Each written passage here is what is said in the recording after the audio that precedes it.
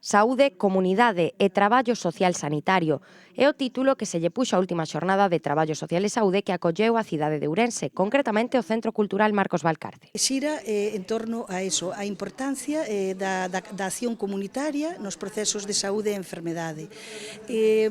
Os eixes fundamentais da xornada entonces son esos, son comunidade, son equidade, xénero, e en función, un pouco en torno a estos eixes, articulanse as diferentes mesas. A primeira en intervir foi Rocío Moreno, traballadora social en Badaxoz, que analizou a estratexia que puxeron en marcha dende o seu servizo sanitario e que pode servir de exemplo para os Sergas. Y la experiencia de Extremadura es que llevamos desde el 2005 trabajando por acciones comunitarias para mejorar el bienestar de las personas de los barrios, impulsado por atención primaria, por los equipos de atención primaria, y cómo de trabajar en un barrio, en una zona de salud, hemos conseguido a lo largo de los años poder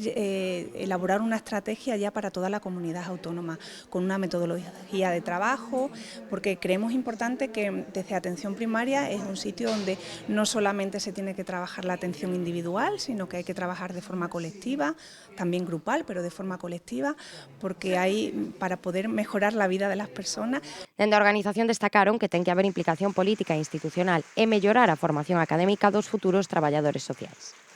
Por outra banda, tamén estiveron presentes a presidenta e vicepresidenta do Colexio Oficial de Traballo Social de Galicia, que analizaron a situación da comunidade en termos xerais. Lo que garantiza el sistema de servicios sociales es la atención a la comunidad y a la proximidad desde el territorio. Por lo tanto, es más necesario que nunca que los servicios sociales locales y de proximidad estén presentes. Como decía la presidenta del colegio, desde el Consejo Estatal nosotros apostamos por un modelo de atención social que va en línea con la posibilidad de la aprobación de una lei estatal de servicios sociales. Sobre o desmantelamento dos servizos sociais por parte do Concello de Ourense foron moi claras. Non se entende que, sendo un dos servicios máis demandados pola poboación, non só en Ourense, sino en todos os concellos, os servicios sociais nestes momentos volvan atrás, teñan moitísimo menos plantilla que xa a actual non daba cobertura ás necesidades, non se entende que desde as forzas políticas non se